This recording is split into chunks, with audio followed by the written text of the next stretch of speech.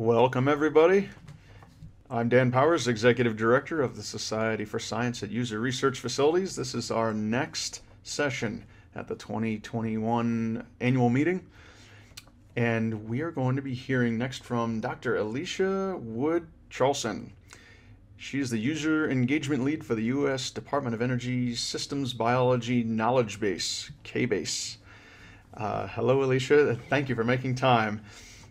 As I had mentioned in the opening session, Alicia had made time on very short notice as we needed to allow Dr. Vanessa Chan from the Department of Energy to participate in Glasgow discussions. And Alicia was available to come in with this other topic that actually we were going to be trying to arrange a webinar about maybe in the next month or so. Instead, we have her here. So thank you. Alicia has a PhD and 10 plus years of experience as a microbial ecologist focused on host microvirus interactions in the marine environment. Since leaving the research bench, she has moved into the realm of scientific community engagement with the goal of making microbiome data science more efficient through effective collaboration, building trust in online communities, and developing shared ownership through the scientific process. That sounds just like something SSURF should be having a webinar about. Alicia is going to describe the remarkable resource that is KBase, which allows users to perform large-scale analyses and combine multiple lines of evidence to model plant and microbial physiology and community dynamics. So, with that, Alicia, let me turn the screen over to you. Excellent. Thank you for that introduction, Dan. I will share my screen. It says I can't share screen yet.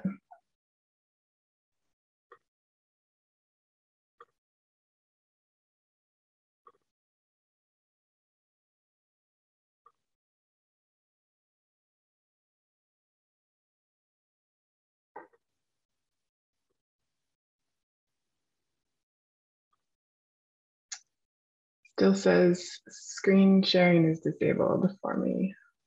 You might need to make me a co-host.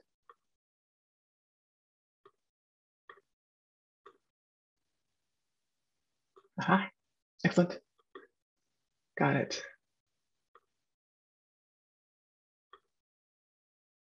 Okay. Does that look all right?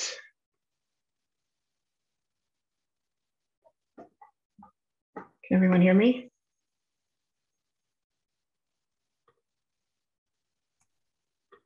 Yes, this is Dan. I can hear you. You're okay. on. It looks good. Great. Thanks, Dan. Okay. Hello, everyone, and thank you for the opportunity to speak at this great annual meeting for the system, the user facilities. I'm going to give a short talk about KBase and kind of introduce it to this community. I'm going to sort of start from ground zero and kind of go all the way through the various capabilities that we offer at KBase, because many of you may or may not be aware of this resource that we have been developing for the user communities. My name is Alicia Wood-Charlson. I joined KBase about 3 years ago, and I'm at Lawrence Berkeley National Lab, and I'm happy to talk today about this open source software and data science platform that we're developing for systems biology research. So what is KBase? KBase is a knowledge creation and discovery environment designed for both biologists and bioinformaticians. And we've chosen those words carefully, and I'll sort of talk through how each one of those components is really something that we're building towards. So this concept of creating knowledge, discovering knowledge, both for biologists that are in the field or at the bench that don't necessarily adapt at the command line, but then also for those that are actually developing a lot of these big data algorithms for understanding systems biology. We enable them to also participate and contribute to the community as well. So I'll sort of explain all of those in a little bit. This is kind of our tag figure.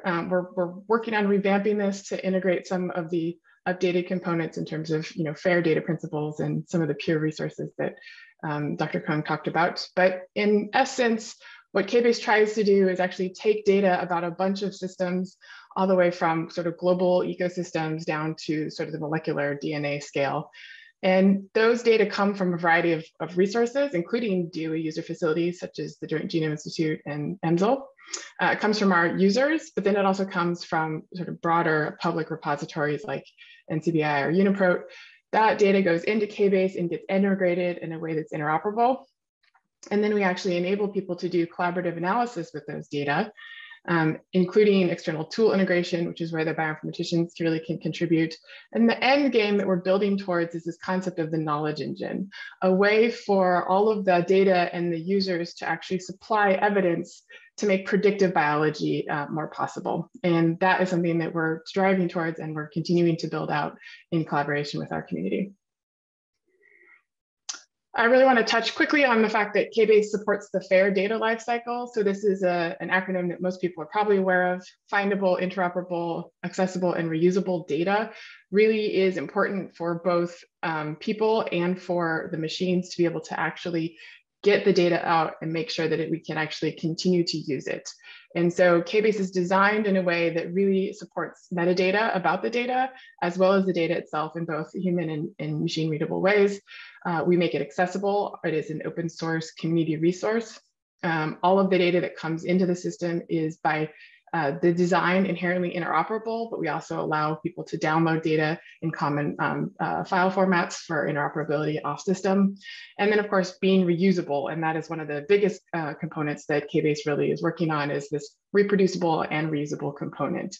And we really support the entire data management lifecycle. So all the way from data generation, and I'll talk a little bit about how we're supporting that, to data ingest or upload, to the processing and storage and all of the provenance that's important to go in with that, to integrating data across different domains. Again, this is a systems biology platform.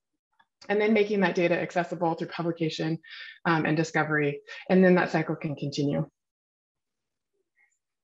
It was mentioned by Dr. Kung, KBase is an Office of Science pure data resource. So these are public reusable research data resources. These are defined as resources with activities that make data publicly available to really enable better communication, better stewardship, and better science. And KBase is managed by the Biological Environmental Research Office. And several other of the resources have joined us in this initial launch of the pure data resources listed there, including ARM, JGI, the Materials Project, the National Nuclear Data Center, and the Particle Data Group as well. So who is KBase? KBase is a multi-lab project. The host lab is Berkeley Lab with Adam Markin as our lead PI. And then we have a co-PI, Chris Henry at Argonne and Bob Cottingham at Oak Ridge. And we also have collaborators at Brookhaven that are part of this project as well. And then there are sort of 3 leads in various areas. My job is to liaison with the science community, so I'm the engagement lead. Shane Cannon, who's actually going to be speaking later today as well, is our sort of architect lead. Param Verdehal is the science lead, and then Roy Cummingmer is our project manager. But we also have an awesome team spread out across the labs as well. We've been operating in Zoom land since the beginning, since we are a distributed resource. So we're kind of used to that whole model, but pretty much our entire team has been work from home since the start of COVID. And we do quite well. We have some interesting team building exercises that we've been doing through Zoom and some other DEI activities to try to make sure that we keep that personal communication with each other. So I want to talk a little bit about the KBase users. We really are a global community of researchers and educators. In the middle of this, so this is we started doing quarterly reports. So this is our Q3 by the numbers of 2021. At the end of September, we had almost 20,000 user accounts. We're over that now and have been growing by well over 1,000 accounts of each quarter. We have user narratives, which are reproducible analysis workflows, which I'll talk about in a little bit, that are over 42,000 total, and they've been growing quite regularly as well. For user data on the system, we host over 300 terabytes of data, and we have over 16 terabytes of public data that have been released by users. We also have a KBase help board. So this is a feature where people that are using our platform can come and submit bug requests. They can ask questions or they can ask for additional features. And so this is a help board desk that's managed by some of our staff at Oak Ridge. And I'll sort of introduce that a little bit more later, but it's a nice bi-directional way that we can actually work with our community to improve our platform. We also have a pretty active Twitter profile. Ellen Dow joined the team recently and has really ramped up our social media. And so we're getting quite a bit better presence on Twitter, which seems to be where most of the systems biology community hangs out for social media. We've also started up our YouTube channel. We have got several training videos posted to the YouTube channel. We also have collaborative videos there, including a talk that was given at the Joint Genome Institute's user meeting by one of our KBase users, for example. And then we revamped our KBase.us website in summer of 2020 and have been getting pretty good traffic pretty regularly there as well. In addition to this graphic, just as a quick summary, we have several analysis tools that people use, and that's sort of the top categories are sequence assembly and annotation, and then community analysis across the systems biology platform. We've also have an updated publication graph that I'll show you in a little bit. So how does one become a KBase user? It's fairly simple. You can go to the KBase.us website, click on the sign up button there, and what pops up is authentication either through Google or through ORCID. We also have authentication through Globus, and we recommend that for users that have fairly large data files, and I'll explain kind of why that's important shortly. But we're really trying to move towards this authentication via ORCID for several reasons. One of them that I believe you'll hear about later from Carly is this, we are part of the Berkeley Lab OSTI ORCID Consortium. And that's actually become quite an interesting group of people that are all trying to work towards giving credit and using that shared auth for some of our users. Including to that would be a conversation that we're having with the Joint Genome Institute, where a lot of our users actually get data produced, and how can we transfer private data from the JGI systems to the KBase systems by using ORCID, for an example, as a shared authentication system. So those are the kinds of conversations that we're having about ways that people can actually sign in to become a KBase user. One of the things that we try to do during COVID-19 quarantine, specifically between March and July of last year, was when everybody got sent home and it was very difficult to do lab work or get out into the field, we wanted to make sure that we enabled people to do data analysis and publish while they were stuck at home. And so these are numbers of new user accounts that were acquired over the couple of months that everybody was kind of stuck at home. And this just shows you kind of the peak events that had happened. So we had sent out, we have an e-blast that goes out that announces our webinars. Those are the peaks that are highlighted in green. Then we ran a series of introductory webinars across the variety of functional areas that KBase supports, and we had pretty good turnout for all of those. That one yellow event there was actually a collaboration that we had with PNNL and EMSL. They have a summer school program every year. That summer school year typically has an application process where 20 or so early career researchers actually come on site and do some fairly in-depth work over the course of a week. When COVID hit, they decided to switch that summer school program to be open up all of the lecture series to the global community. And there were well over 300 or 400 people from around the world that were able to call in and participate in that, which was great. And so that was a really nice collaborative event that we did with the PNNL EMSL Summer School. And that was our biggest peak in new user accounts in one day, was for that course. So how do you go from becoming a KBase user to becoming a sophisticated KBase user? We offer quite a few learning materials. This is a snapshot from our KBase website. We have a whole page devoted to learning how to use KBase. That provides links to tutorials, to documentation, to videos, to example narratives, for example, and then of course, any frequently asked questions that we have. We also have revamped our KBase documentation site at docs.kbase.us, where it has a pretty nice search interface and allows people to find just about anything that we've had questions about. We update our KBase documentation site to make sure that it's captured there. And then like I said, we've reactivated our YouTube account. And so we've started really putting in a lot of our training videos at YouTube. That's become really nice because, as I said, we're a global community, but all of our staff is located in the US. And so many people that are trying to use KBase from overseas aren't necessarily able to make a 10 a.m. Pacific time webinar. And so they're able to go and actually watch the videos afterwards and then contact us if they have questions. So just a quick snapshot, in Q3, we had about 340 people attend webinars and 265 participate in focus workshops. KBase Help Desk and DevOps, just to give you kind of an idea about how the nuts and bolts run. Again, this is Miriam. She runs our KBase Help Desk, and this is a snapshot of Q3 again from this year in terms of the number of bugs that were submitted, what percentage of those we were able to close, the number of questions that we get, and how many of those were answered. And those tend to be the two biggest components of this, is questions and then bugs. And then every now and then we get feature requests. If we get enough feature requests from the community, we'll actually look into resourcing it from our developer team to actually produce some of those requests for them. We also have a fairly substantial DevOps group, and the last numbers that I had gotten from them a couple months ago were the KBase servers include over 6,500 total cores that run 660,000 CPU hours per month. We're averaging at 99.96% uptime over the last 6 months, sort of excluding planned server work that was done at Argonne. And KBase is now locally encrypted and then backed up to the Google Cloud on a weekly basis, I believe every Thursday night. And those backups are retained for a month in case we need to do some recovery. Okay, so that's all about what is KBase. Now I wanted to go in a little bit about what's inside KBase. And so again, this is a knowledge creation and discovery environment designed for both biologists and bioinformaticians.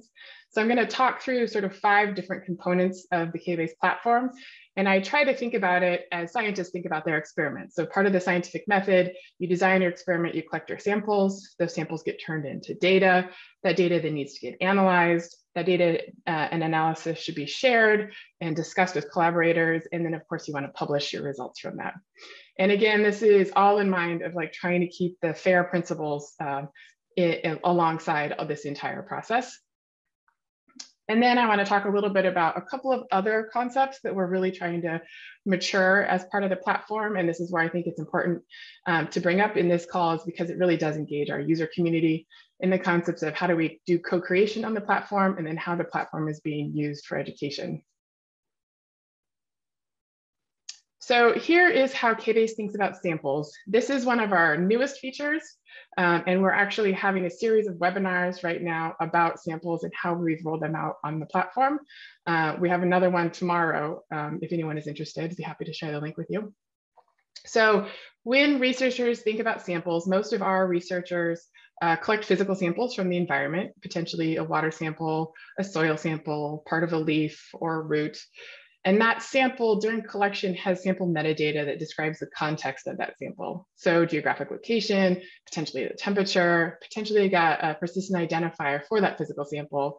Maybe they're using some ontology to describe the environment it was collected from, the type of material, and then perhaps the depth that it was collected at. So KBase allows now, with several templated formats, for users to actually upload that sample metadata information into the system and store it. The samples then get turned into what we're calling experimental data. So you take the soil sample and you process it in the lab, and the output of that are data products such as metabolomics. So you have FTICR, for example, metagenomic sequences if you're looking for bacterial genomes, or amplicon data if you're just trying to do a community survey of diversity. KBase has ways now to actually link the sample metadata to the experimental data in ways that are meaningful for integration and analysis. And the goal of that sample service really is to set you up inside the system to start to do correlations and comparisons across samples and the data that comes from those samples. So looking for linkages, maybe comparing taxonomic differences, abundance differences, or just getting kind of a broad swath of comparison between these different experimental treatments, for example. So how do you get all of this into the system? Well, the KBase interface is actually built as a nice graphical user interface on top of a Jupyter notebook. And you literally can drag and drop. So you can take files on your desktop, and this animation shows you be able to just literally drag from your desktop straight into the KBase browser on its own. When it goes into the KBase browser, it goes into what we call the staging area. KBase is not set up as a file system. It is set up as a data object system. And so when those files go in there, you need to tell us what kind of data object it is, for example, a genome. Once you get it imported into the KBase architecture, it shows up in the data pane, and then it becomes preserved for all time. And the nice thing about what KBase is doing is you actually have importers from public repositories, such as NCBI. So you can start to pull data from your own resource or from public repositories. We do ask that people have files larger than 20 gigabytes to try to do transfers as Globus, just so it speeds everything up. And so the KBase data model really has a wide variety of these biological data types. So depending upon the type of file you put in, you can match it to the biological object data type that it actually matches. Once you get your data on the system, you can also compare it against any of the reference data that we already have loaded in. So you don't need to go through and actually load many of the reference genomes. These are some examples of reference data that we have. For example, we have all of the genomes in the NCBI RefSeq. We also have several resources that the JGI provides, including plant genomes from Phytosome, fungal genome from Microcosm, and we're working on a collaboration with the Protein Data Bank to actually have structural information loaded into system as well and accessible for everyone. Once you get the data into system, now you need to do some analysis on those data. And so KBase provides hundreds of the different analysis tools, which we call apps. They tend to be categorized by various function. A lot of these are affiliated with different biological data types. So sequence data, for example, you need to assemble that and annotate it. You want to do some comparisons of it. Maybe you want to do metabolic modeling and understand, what are the biological potential of the different organisms or the communities given a particular environment that they're in. Maybe you have expression data, or maybe you're looking at viruses. And so there's a whole broad array of these. And like I said, there's hundreds of these. And we'll get back to how the app catalog grows both internally and through our community later. This is now a snapshot of what it looks like when you get into the KBase narrative. Again, this is a graphical user interface built on top of Jupyter Notebook. And so what we try to do is provide a nice drag and drop place for people to actually run through fairly complicated data analysis. So you can see the narrative has on the top left, the data pane. That's where all of your data that was imported lives. Then below that, we have the apps panel. That's where you can search for apps based on different categories or keyword search. So if you want to do assembly, for example, then it will list all the assemblers that you're interested in. And then that middle section on the right is where the analysis workflow is actually built out. So anytime you add an app to that workflow, it creates, again, that sort of reproducible Jupyter Notebook where you can have apps go in, you can select a configuration, the files that you want, the parameters that you want, and then you run the job, and all of those parameters are saved. So the provenance of the analysis is preserved. And then we have nice output and visualizations right in that same panel for what the results look like. So built on top of the Jupyter Notebook allows us to have both reproducible electronics notebook frameworks, but then also this really nice modular custom analysis components to it. So oftentimes people want to do very traditional biological sequence analysis, comparative genomics and community analysis. Maybe they want to build and validate metabolic models, or maybe they want to mix and match all of those. This interface really allows you to do pretty unique recombination of a variety of tools, depending upon the question and the data that you have. Okay, so now you've got your data in the system, you've run some analysis on it, you want somebody in your project to collaborate with you or just have a look at it, but you're not ready to make it public. You can share your narrative with individual users and give them view-only access or edit and save privileges, depending upon what the process looks like. Or when you're ready to make it public, you just click on the Make Public link, and that shares it with the entire KBase user community. What that means is that it's indexed and now discoverable, and you can share the link with anyone and they're able to access it. For larger projects, we recommend KBase Organizations. This is a way to quickly build a whole location for everyone in your shared project or your institution to log into and see all of the data and the narratives that are associated with that project. So instead of sharing your narrative with one individual KBase user at a time, if you share it with the organization, you share it with all, for this example, 107 users at one time. And so that's a nice way to really kind of expand who has ownership and who has access to some of the narratives and the analyses that you're working on. People are definitely using KBase. So this is the numbers that we have through the end of September. You can see that we're definitely starting to peak up in terms of mentions of KBase in journals, but then also getting an increase in publications that are citing KBase in the methods section. So we just passed our first 100 mark and we still have the rest of 2021 to go. And Ben at Oak Ridge is sort of our guru that manages tracking all of our publications. We are trying to work with a lot of our users to actually get them away from just citing KBase and actually publishing with us. And this is part of the culture shift that I'm working on with another one of our representatives at Oak Ridge, Zach. We have set up the reproducible Jupyter notebook as a way you can actually take a static snapshot of it.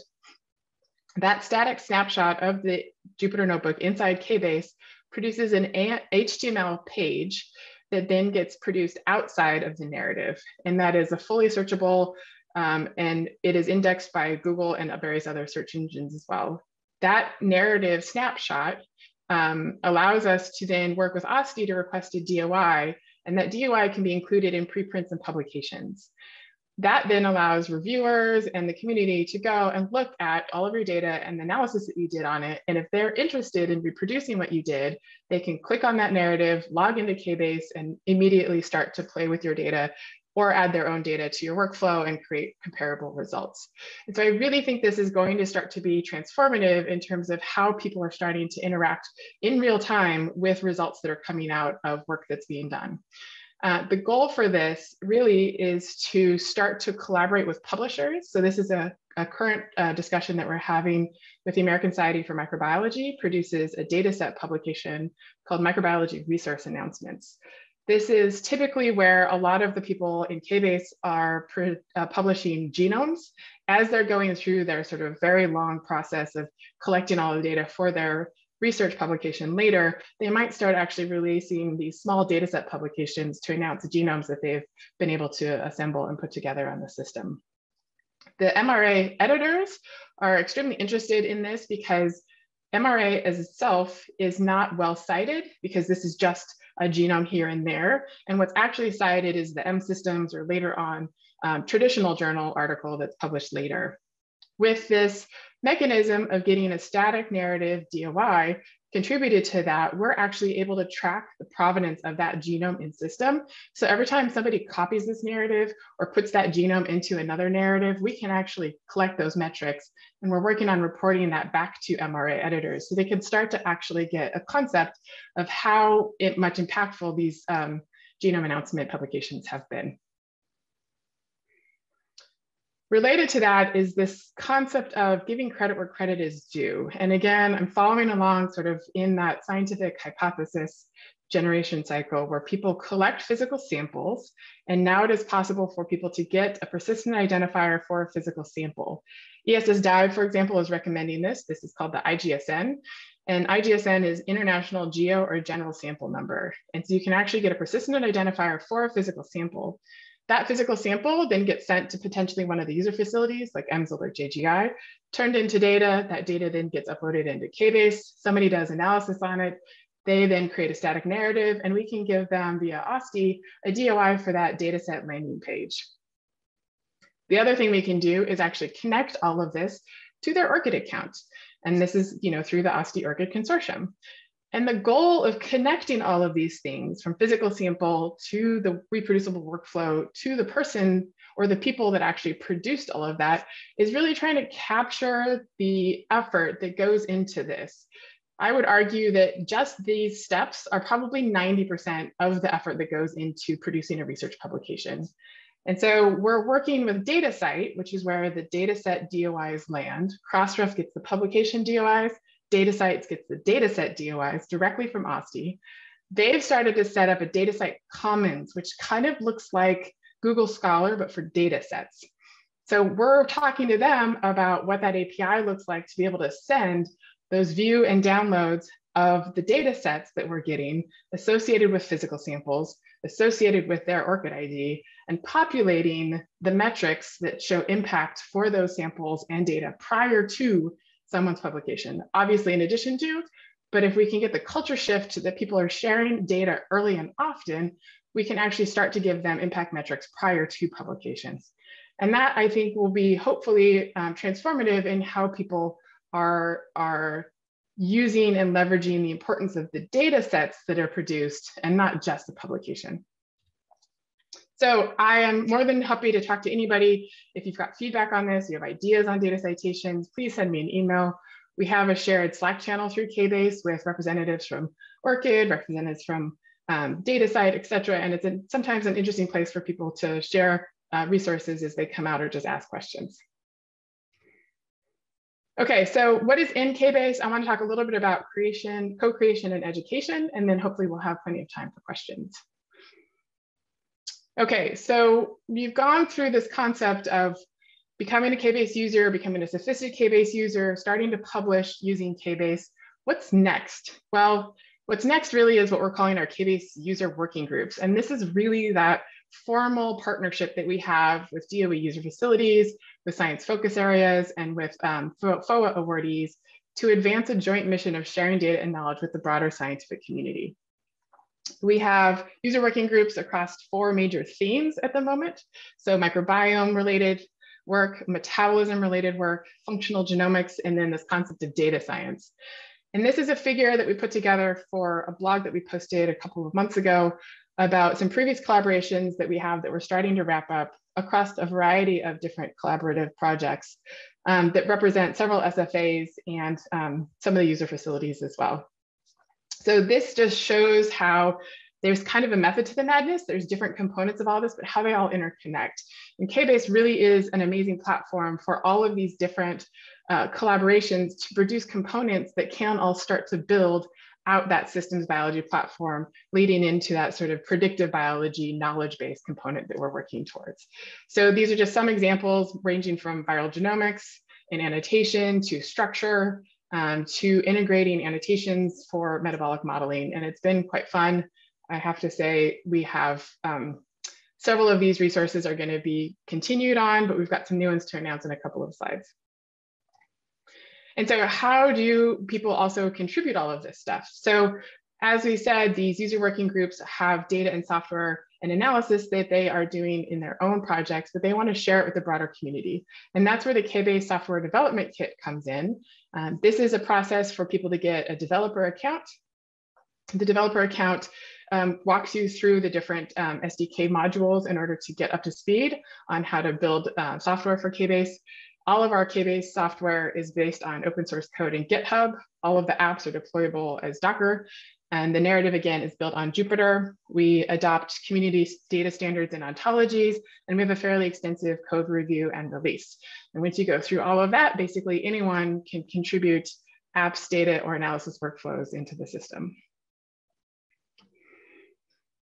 The other thing that we really try to make sure that we support is the community-led developer webinars. So like I said, we have a lot of training webinars for people, but we actually support our developers to give their own webinars. And we do all the promotional and hosting of all of that. And one example we had was the Enigma SFA hosted a webinar in July to announce some of their new tools and system. And we had 460 people that registered for that particular webinar, just as an example of the community engagement that we're supporting. So we've got 6 new SFA collaborations that just started up. We had a kickoff meeting last Friday. That launches about 15 new developers that are going to start SDK training this week. There's a picture of our SDK trainers and the science support that will be following them through for the next couple of years. And Megan and myself will be sort of managing and coordinating all of that. And one of the things that we're trying to roll out this year is this concept of a developer handbook.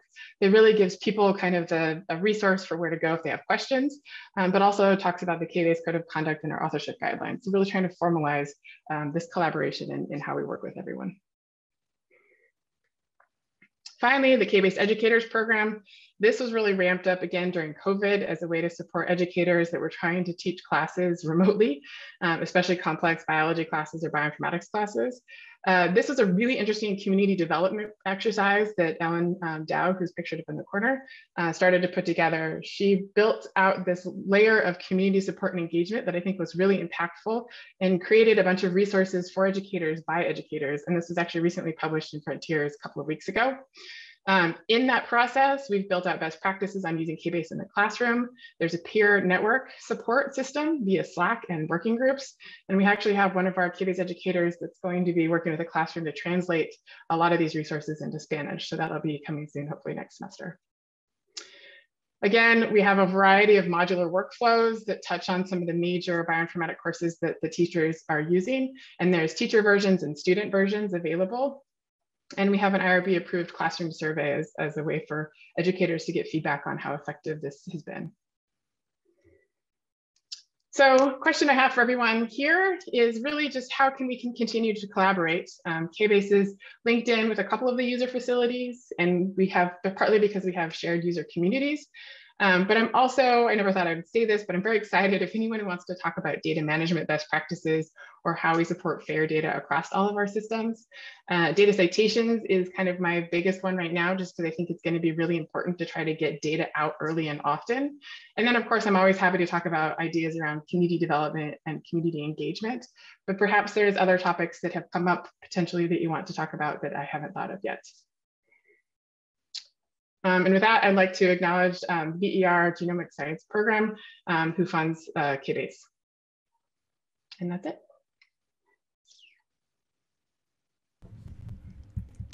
Wow. All right.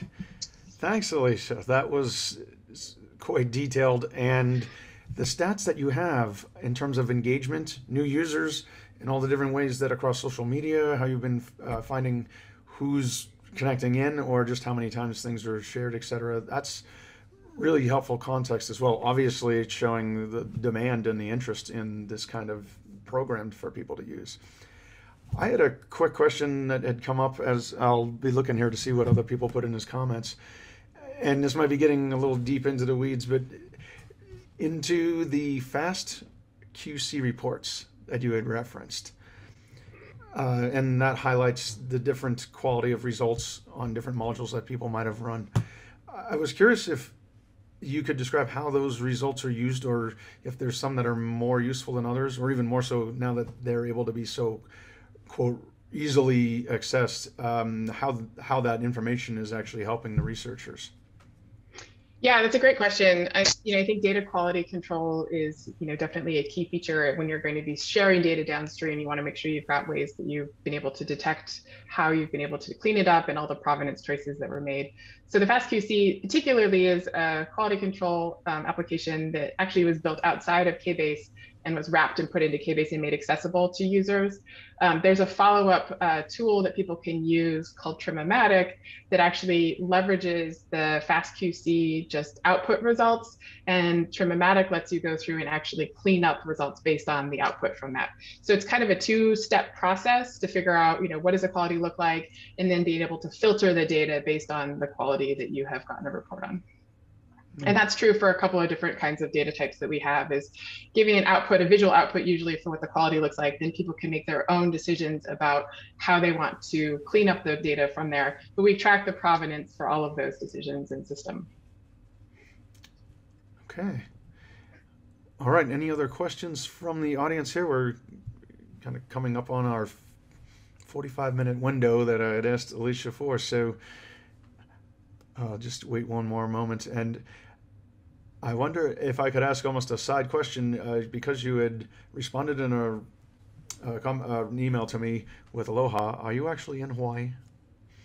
I'm not. I moved to California for this job, but I lived in Hawaii for 7 years. So okay. I'm still getting used to winter again. And I kept Aloha just because it's fun. All right. We've just gotten down to our few 30-degree days here in Colorado where I am, and the idea of Hawaii was sounding nice. I do have a question or comment that had come in here from William Miller. Can you say more about KBase engagement and exchange with other domestic and international systems like GBIF and others? Yeah, great. Thanks for the question.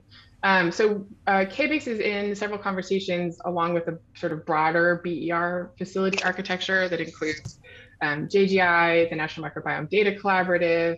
We are also in conversations with EMSL and ESS Dive, et cetera, to understand how to use sort of standards across the community. So for anyone that's interested, GBIF is another organization that helps provide some standards for representing biological systems.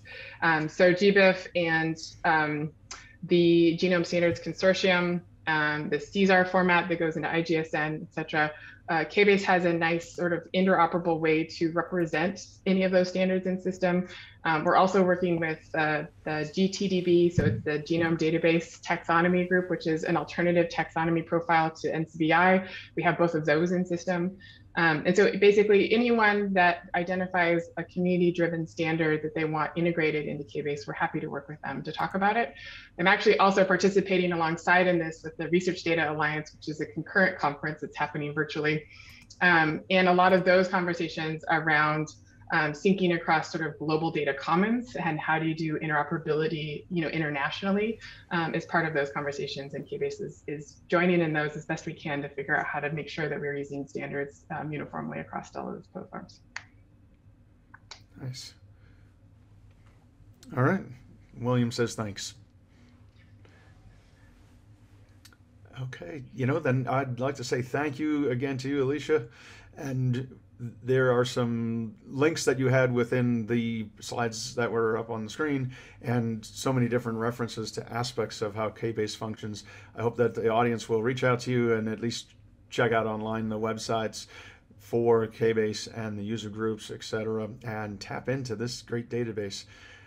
Particularly intrigued at how ORCID now can be applied to physical samples. That's fascinating to understand, and might become another webinar that we could arrange for people to describe exactly what kind of samples it is that they're tracking. So it's like a blockchain tracking for physical samples. Thanks, Alicia. All right, thank you for having me. All right, goodbye, everyone. We'll be starting the next session in just about 15 minutes here, and I look forward to seeing you on that session.